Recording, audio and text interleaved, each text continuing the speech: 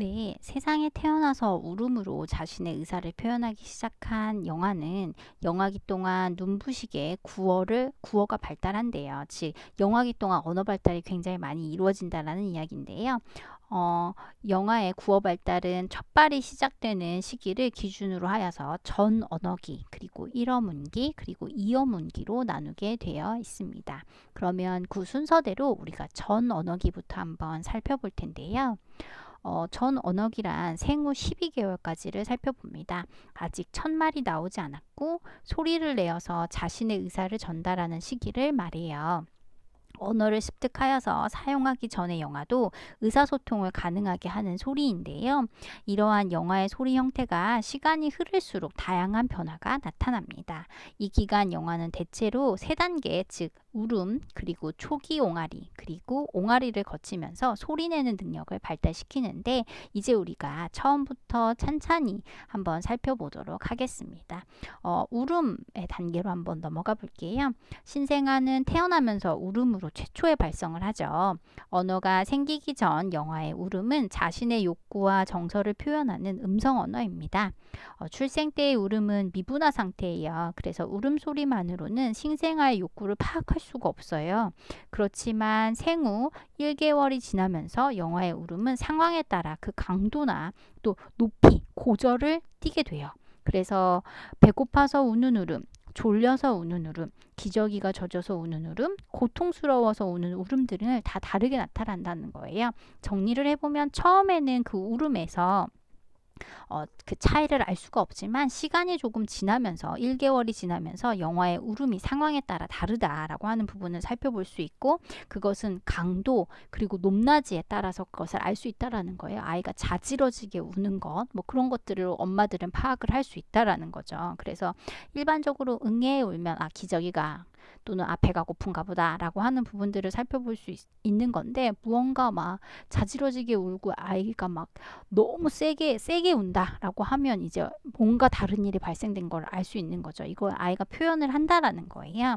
그래서 다른 사람에게는 영아의 울음소리가 비슷하게 들릴지 모르지만 적어도 부모에게는 얘가 배가 아픈 건지, 배가 고픈 건지, 또 어디가 아픈 건지가 굉장히 다르게 느껴질 수 있다라는 거죠. 그러므로 울음은 영아의 의사 전달을 하는 바로 그 수단이 될 수 있다라는 거고, 부모는 바로 이 영아의 울음소리를 파악하여서 영아가 어떤 것이 지금 필요한가라는 부분을 살펴볼 수 있다라는 거죠. 그래서 교과서 페이지 167페이지를 여러분 같이 살펴보시면 아이가 심하게 울어요 하는 파트가 있어요. 거기 한번 같이 볼까요? 생후 12개월 이전의 영아는 정상적으로 하루에 1시간 또는 3시간은 웁니다. 아이가 배가 고프거나 목이 마르거나 불편하거나 피곤하거나 또 자기를 봐달라고 하는 등의 요구사항을 전달하기 위해서 우는 것은 지극히 정상적이에요. 또 오후에 잠깐 칭얼대는 것도 정상입니다. 하지만 영아가 너무 자주 울면 어떤 질병으로 인한 것은 아닌지 생각해 볼 필요가 있는데요.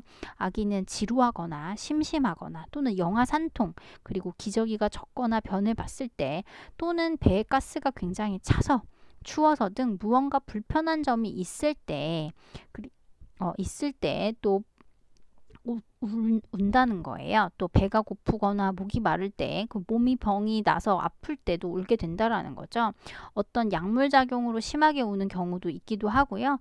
이간하기 시작할 때 많이 우는 영아들도 있습니다. 즉 아이가 표현할 수 있는 방법은 울음밖에 없어요. 다양한 원인에 의해서 울음을 짓는다는 거죠. 배에 가스가 찼거나 춥거나 무언가 아무튼 불편하거나, 또 대변을 봤는데 엄마가 기저귀를 안 갈아주면 굉장히 불편하겠죠.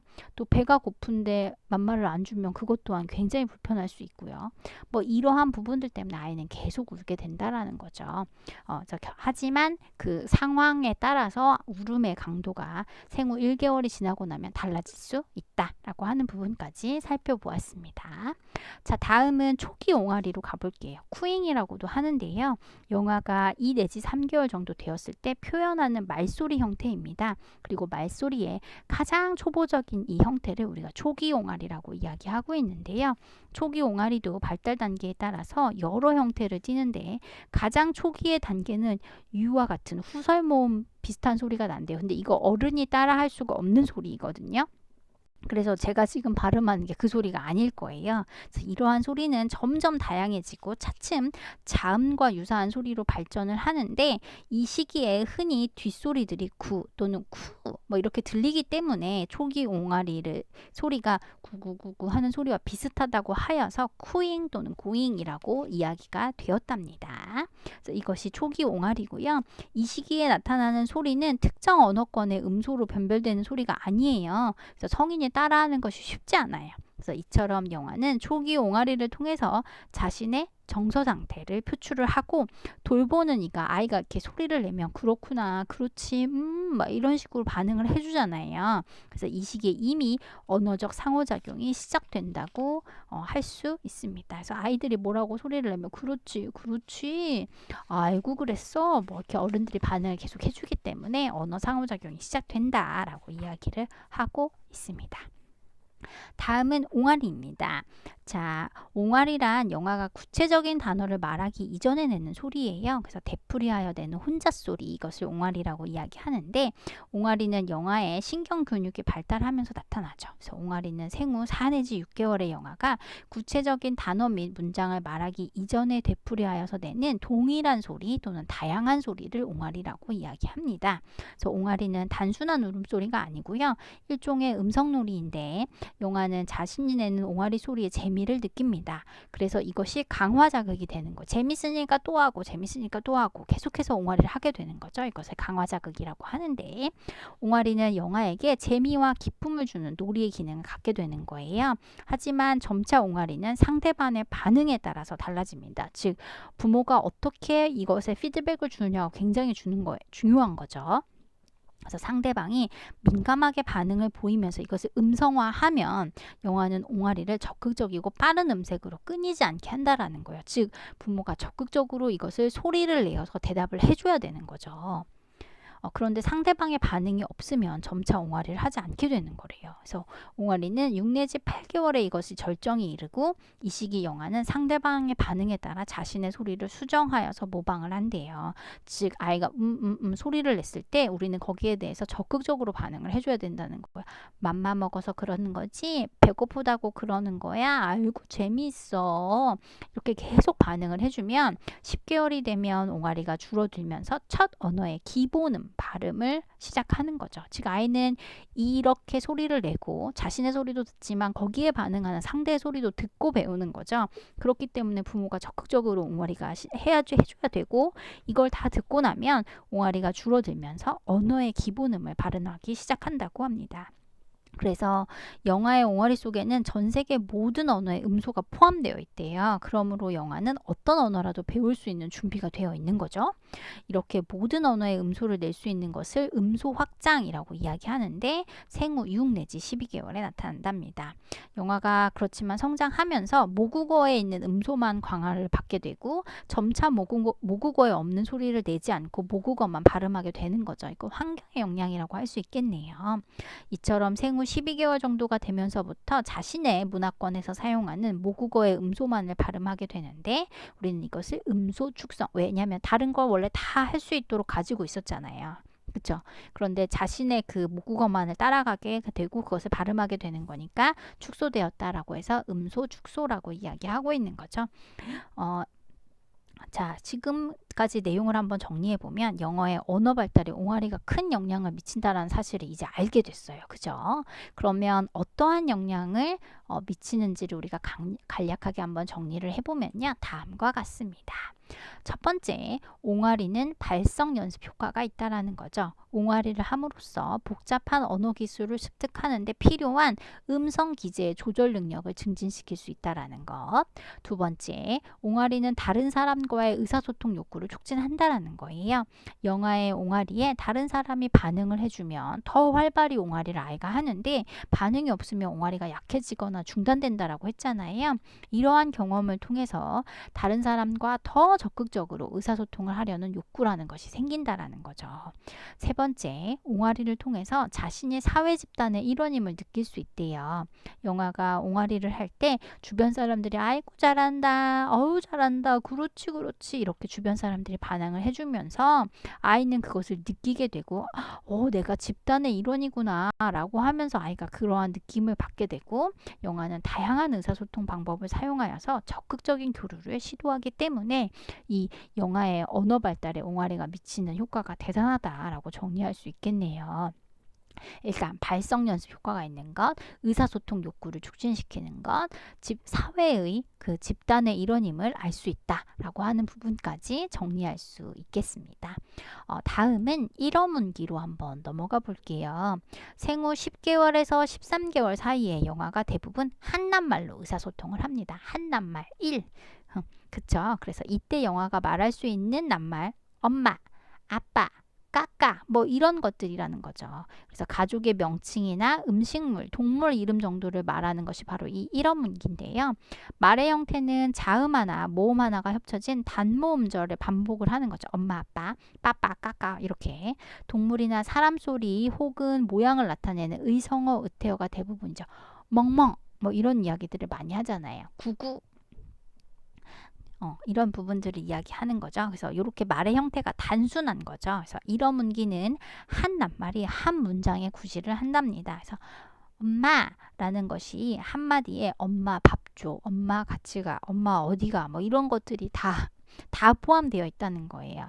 엄마 아파, 뭐 이런 것들이 엄마에 다 엄마 하고 울거나 엄마 하거나 이렇게 다 엄마 하나로 표현이 다 된다라는 거예요. 그래서 이처럼 여러 가지 뜻을 내포한 영어의 언어를 부모가 대부분 상황에 따라서 이해를 하게 되죠. 그래서 아이가 엄마하고 울면 어디 아프구나, 다쳤구나, 슬프구나 라고 하는 것들 그 상황에 따라서 그 엄마 한마디가 모든 것을 결정한다라는 거죠. 그리고 이걸 다 엄마들이 알아듣는다는 사실. 그래서 이런 문기를 정리를 해보면 굉장히 단순한 언어죠. 단순한 언어, 즉 말의 형태가 자음 하나, 모음 하나로 합쳐진 단모음절에 그치고 또 그것을 반복되는 것, 빠빠, 까까 뭐 이런 식으로 나타내는데 한 낱말이 한 문장의 구실을 하는 것, 이것이 일어문기라고 이야기할 수 있고요. 이 시기에 영어의 말은 과잉 확대하거나 과잉 축소시켜서 사용하죠. 그래서 멍멍이라는 낱말이 모든 걸 다 의미하는 거예요. 그래서 고양이, 송아지, 여우, 늑대 등 동물은 다 멍멍인 거죠. 그렇죠? 이렇게 비슷하게 생긴 모양의 동물에게 적용해서 사용을 하는 거죠. 자기 그림책 속의 개는 멍멍이라고 하는데 이웃집 개나 다른 실제의 개를 만났을 때는 멍멍이라고 하지 않고 또 다른 책에 있는 개는 멍멍이라고 하지 않을 수도 있어요. 그래서 이 시기의 영화의 말은 과잉 확대되거나 과잉 축소되었다라는 부분까지 확인해 볼 수 있습니다. 굉장히 재밌죠? 엄마가 모든 것을 다 설명할 수 있다. 또 빠빠, 까까 등 이 하나가 모든 걸 다 설명을 하는 거고 또 송아지, 여우, 늑대 다 멍멍이가 된다라는 사실. 그래서 굉장히 과잉 확대, 과잉 축소라고 이야기할 수 있습니다.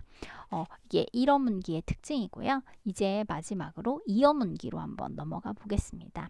생후 18개월에서 24개월쯤 영아는 두 단어를 결합시켜요. 두 단어.